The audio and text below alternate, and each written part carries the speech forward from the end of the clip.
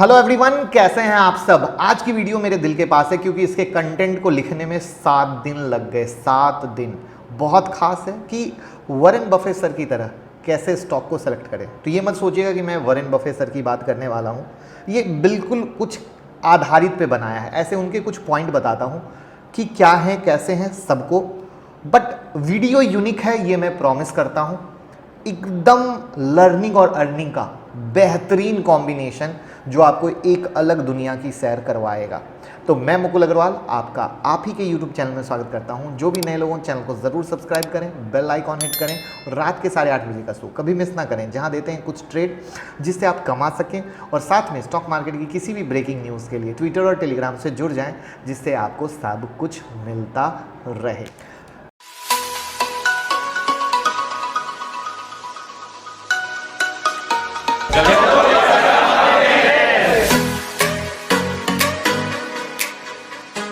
सबसे पहले समरी में जानते हैं कि वॉरेन बफेट सर 6 पॉइंट में क्या कहते हैं।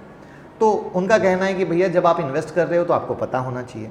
दूसरा है कि जब आप इन्वेस्ट कर रहे हो तो आपके क्राइटेरिया में फिट होना चाहिए। तीसरा, इकोनॉमिक मोड में इन्वेस्ट करना चाहिए। चौथा, कैश एक इन्वेस्टमेंट है, इसको समझिए। Don't sell it and forget it, ये एक नेक्स्ट पॉइंट है कि सेल करके भूले ना। और जब वैल्यू गिरती है तो बेच दें, ये उनका अगला पॉइंट है। अब इसको मैंने एक अलग ही अंदाज में पिरोने की कोशिश की है, वो देखते हैं। हर एम्प्लॉय के जीवन में सबसे बेस्ट और मैजिकल मोमेंट कब होता है, आप सोचिए और बताइए। मेरी नज़र में सबसे बेस्ट और मैजिकल मोमेंट होता है जब मंथ के लास्ट डे में उन्हें 3 मैजिकल वर्ड सुनाई देने को या देखने को मिलते हैं, सैलरी इज क्रेडिटेड। क्योंकि वो फीलिंग सबसे अलग होती है। आपकी मेहनत की कमाई हुई रकम, पैसे आपके हाथ में मिलते हैं। बट अगर मैं कहूं कि इससे भी ब्यूटीफुल वर्ड होते हैं जो अमीर लोगों का सीक्रेट है, तो वो शब्द हैं डिविडेंड इज क्रेडिटेड। क्योंकि आज से 150 साल पहले सबसे अमीर इंसान, दुनिया के सबसे अमीर इंसान जॉन डी रॉकफेलर ने एक इंटरव्यू में एक लाइन कही थी, I have found way of making money that you know nothing about it। और जब ये लाइन मैंने रीड की तो कुछ खास समझ में नहीं आया कि आखिर चक्कर क्या है, किस तरीके से कहा जा रहा है। तो फिर बुक्स पढ़ी, इनकी बायोग्राफी पढ़ी और वहाँ इस चीज़ को समझने की कोशिश की। तो वहाँ एक लाइन इन्होंने कही थी, do you know what is the only thing that give me pleasure, it is the see my dividend coming in. और फिर जब मैंने पावर ऑफ कंपाउंडिंग को सही तरीके से समझा, तब मुझे इस लाइन का रियल मीनिंग पता चला। दुनिया में 2 टाइप के लोग होते हैं। एक वो जिनकी इनकम सैलरी होती है और वो मैक्सिमम लोग हैं, और वो उनको तब तक मिलती है जब तक वो एक्टिवली काम कर रहे हैं, मेहनत से काम कर रहे हैं। और जब वो अगले दिन सुबह काम करने आते हैं तो उनको अगले दिन 0 से शुरू करना होता है। यही है सबकी कहानी। वहीं दूसरी तरफ वो लोग होते हैं जिनकी इनकम होती है डिविडेंड, जो कंपाउंडिंग के जरिए सैलरी के मुकाबले बहुत तेजी से इंक्रीज होती है। जहां पर आप काम करना छोड़ भी दो तो भी ये ग्रो होती रहती है, जिससे अमीर लोग और अमीर होते रहते हैं, गरीब लोग या मिडिल क्लास के लोग वहीं पर रह जाते हैं क्योंकि उनकी सैलरी उस तरीके से बढ़ती नहीं। और यही सीक्रेट आज मैं आप लोगों को समझाने वाला हूँ। आज की वीडियो में हम 4 चीज़ें डिस्कस करेंगे। पहला कि डिविडेंड और डिविडेंड इन्वेस्टमेंट स्ट्रेटजी होती क्या है। दूसरा, फिर हम ये पता लगाएंगे कि आप डिविडेंड पेइंग स्टॉक कैसे खुद से ढूंढ सकते हैं। तीसरा, आपको इसका रियल लाइफ एक्सपीरियंस एग्जाम्पल से मैं शेयर करने की कोशिश करूंगा कि कैसे आप इसके थ्रू जल्दी से फाइनेंशियल फ्रीडम को अचीव कर सकते हैं। चौथा, फिर हम इसके प्रोज और कॉन्स को डिस्कस करेंगे। तो सबसे पहले हम यहाँ समझने की कोशिश करते हैं कि ये डिविडेंड होते क्या हैं। तो स्टॉक मार्केट में 2 टाइप के स्टॉक होते हैं, एक डिविडेंड स्टॉक, दूसरे ग्रोथ स्टॉक। सही। अब तो जब भी कोई कंपनी प्रॉफिट अर्न करती है तो उसके पास, मैनेजमेंट के पास दो ऑप्शन होते हैं। वो प्रॉफिट रिटेन कर ले और उसे बिजनेस में री इन्वेस्ट कर दे फ्यूचर के लिए, जिससे कंपनी के शेयर का प्राइस और ऊपर जाता रहे। या फिर कंपनी को पैसे की ज़रूरत नहीं है क्योंकि कंपनी के पास पैसे ऑलरेडी हैं, कैश बहुत ज़्यादा है, तो कंपनी ऐसे टाइम पे डिविडेंड पे करती है आप लोगों को। तो इससे हमें ये पता चलता है कि हमें स्टॉक मार्केट में एक नहीं दो तरीके से पैसे कमा सकते हैं। एक तो जब स्टॉक का प्राइस इंक्रीज होता है तब, दूसरा जब आप कंपनी आपको डिविडेंड देती है तब, जो डायरेक्टली आपके बैंक अकाउंट में आता है, जैसे सैलरी आपके बैंक अकाउंट में आती है। करेक्ट बोल रहा हूँ? तो आपको स्टॉक मार्केट से प्रॉफिट कमाने के लिए और मंथली इनकम के लिए आपको स्टॉक बार बार बाय सेल करने की ज़रूरत नहीं है, उससे आपका छुटकारा मिल जाता है। अगर आप एक बार एक अच्छे स्टॉक को खरीद कर होल्ड कर लो तो बिना कुछ काम किए भी आप अच्छा प्रॉफिट कमा सकते हो, बना सकते हो। अब हम ये जानते हैं कि आप कैसे डिविडेंड पेइंग स्टॉक को ढूंढ सकते हो। तो इसके लिए आप किसी भी स्टॉक स्क्रीनर पे जाकर, जहां से आपको कंपनी की कंप्लीट इंफॉर्मेशन मिलती है, वहां पे देख सकते हो। निफ्टी 50 की जगह निफ्टी 100 को सिलेक्ट कीजिए और इसके लिए स्क्रीनर यूज़ कर लीजिए, क्योंकि हमें इंडिया के सबसे टॉप 100 कंपनी में ही तो सेलेक्ट करना है, जो एक अच्छी कंपनी आपको बताएगी। यहाँ पर छोटी कंपनी भी हमें ग्रोथ अपॉर्चुनिटी ज़्यादा दिखाई देती है, जो डिविडेंड अच्छे पे करे, तो ऐसे में हम वहाँ से मल्टी बैगर स्टॉक को ढूंढ सकते हैं।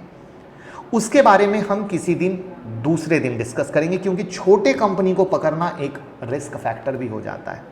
इसके साथ हम आपको एक चीज़ और बताएं कि बड़ी कंपनी होने का मतलब ये नहीं है कि वो कंपनी स्टेबल ही है या अच्छी ही होगी। स्टॉक मार्केट में आपको टेक्निकल नॉलेज के साथ साथ psychology game, common sense game use करना होता है। जैसे अगर स्क्रीनर के फिल्टर में डिविडेंड यील्ड सेलेक्ट करेंगे तो कंपनी सबसे ज़्यादा डिविडेंड पे कर रही है, जो कंपनी सबसे ज़्यादा डिविडेंड पे कर रही है वो सबसे ऊपर आएगी। जिनको डिविडेंड यील्ड नहीं पता है उनको ये बता दूं कि शेयर के प्राइस के मुकाबले कंपनी कितना डिविडेंड पे कर रही है, उसको परसेंटेज के फॉर्म में बताया जाता है, दिखाया जाता है। एक एग्जांपल ले लेते हैं। किसी कंपनी के शेयर का प्राइस 100 रुपीज़ है और कंपनी 3 रुपये का डिविडेंड पे करती है, तो इससे हमें ये पता चलता है कि कंपनी का 3% का डिविडेंड है। इसको आप एक हिसाब से इंटरेस्ट रेट से समझ सकते हो कि आप जितना रुपया इन्वेस्ट कर रहे हो उस पर आपको कितने % का इंटरेस्ट मिल रहा है डिविडेंड के नाम पे। करेक्ट? यहाँ पर देखिए, जैसे स्क्रीन से दिखाते हुए हम आपको बता रहे हैं कि कौन कितना डिविडेंड दे रहा है। अब आपको यहाँ पर एक रियल एग्जांपल बताता हूँ, तो आपको और मोटिवेशन मिलेगा और रियल प्रूफ मिलेगा। कुछ महीनों पहले ट्विटर पर एक आदमी ने ट्वीट किया था कि उसके किसी फ्रेंड ने ये इन्फॉर्मेशन शेयर की है कि एक इन्वेस्टर हैं जिन्होंने 2004 में ITC के 1000 शेयर खरीदे थे। उसके बाद उन्होंने उसको सेल नहीं किया, फिर कंपनी ने बहुत बार शेयर स्प्लिट किया, बोनस शेयर दिया, बहुत सारी चीज़ें हुई, और आज ऐसा होने के बाद उनके पास वो शेयर बढ़कर हो गए हैं 45,000। पिछले साल 2020 में ये इन्वेस्टर ने 4.5 लाख रुपए कमाए सिर्फ और सिर्फ डिविडेंड से, और आज तक कमा रहे हैं सिर्फ और सिर्फ डिविडेंड से, आगे भी कमाते रहेंगे सिर्फ और सिर्फ डिविडेंड से। ये पिक्चर यहाँ क्लियर हो गई। अब हम इस स्ट्रैटेजी के प्रॉज एंड कॉन्स को डिस्कस करते हैं। हाई ग्रोथ तो सबसे पहला और सबसे बड़ा एडवांटेज है कि स्टॉक मार्केट में आप अपनी वेल्थ को बहुत ज़्यादा तेज़ी से ग्रो कर सकते हो। करेक्ट?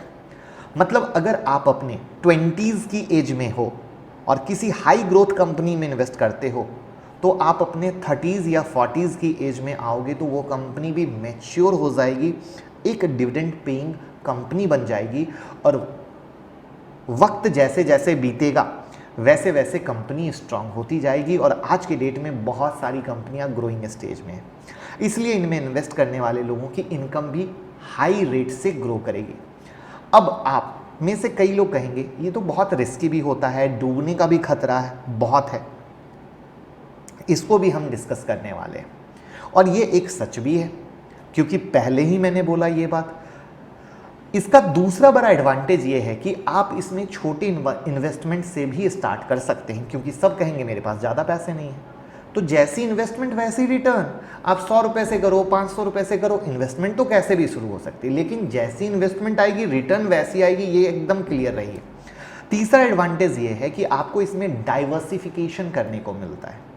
रियल एस्टेट, अगर आप एक एग्जाम्पल के लिए कि रियल एस्टेट में 50 लाख रुपए का इन्वेस्ट करते हो तो आपको सिर्फ एक प्रॉपर्टी खरीदने को मिलेगी, लेकिन यहाँ पर आप उसी अमाउंट को 10 से 12 कंपनी में डाल रहे हो, मतलब एक डाइवर्सिफिकेशन। इसके अलावा डिविडेंड के भी बेनिफिट आपको मिल रहे हैं। तो ये हो गई अच्छी अच्छी बातें। अब आते हैं डिसएडवांटेज पे। इसका एक डिसएडवांटेज भी है, वो ये है कि आपको इसकी नॉलेज होना ज़रूरी है, लेकिन मेरे हिसाब से ये डिसएडवांटेज नहीं है, क्योंकि हर फील्ड में आपको नॉलेज होना ज़रूरी है, तभी आप सफलता ले सकते हैं, तभी आप सक्सेस ले सकते हैं। चाहे आप रियल एस्टेट में इन्वेस्टमेंट करो, चाहे आप गोल्ड में करो या किसी स्कीम में करो, प्रॉपर्टी लेते हो कितनी छानबीन करते हो, कितनी जानकारी लेते हो, तब करते हो। और जिनको भी नॉलेज नहीं होती है वो रिस्क ही लेते हैं, इसके अलावा वो दूसरी चीज़ है नहीं। लेकिन जैसे जैसे नॉलेज इंक्रीज होती है रिस्क अपने आप कम होने लगता है। तो हमें ये सोचना है कि हम क्या कर रहे हैं। जब हम प्रॉपर्टी में इतनी इंक्वायरी करते हैं तो यहाँ क्यों नहीं। तो जैसे जैसे लोगों को पावर ऑफ कंपाउंडिंग के बारे में पता चलता है, जैसे जैसे चीज़ें समझ में आती हैं, लोग तेज़ी से इन्वेस्टमेंट की तरफ बढ़ते हैं। और लोगों को पहले अगर कहा जाए तो डिविडेंड के बारे में उतनी अवेयरनेस भी नहीं थी, लेकिन अब धीरे धीरे ये अवेयरनेस बढ़ती जा रही है और उसके कारण लोग अट्रैक्ट भी हो रहे हैं। लेकिन फिर अगेन, चाहे कंपाउंडिंग हो या ये हो, हर चीज़ में कहानी की शुरुआत सिर्फ और सिर्फ नॉलेज से होती है। और अगर हम इस नॉलेज के साथ करते हैं तो हम अपने फ्यूचर को सिक्योर कर सकते हैं, फ्यूचर को लग्जरी कर सकते हैं, फ्यूचर को ऐश मौज आराम से ज़िंदगी जीने का बना सकते हैं। तो आप क्या कर रहे हो, आप क्या करना चाहते हो, ये ज़रूर विचार करना। लेकिन ये जो मेरी मेहनत थी वो आपको कैसी लगी, क्या कुछ यूनिक सीखने को मिला, कुछ नज़रिया मिला, तो कमेंट बॉक्स में ज़रूर बताना, जिससे हमारा भी हौसला बढ़े। और लोगों के साथ ज़रूर शेयर कीजिए तो हमें भी हौसला मिलता रहेगा। Thank you so much.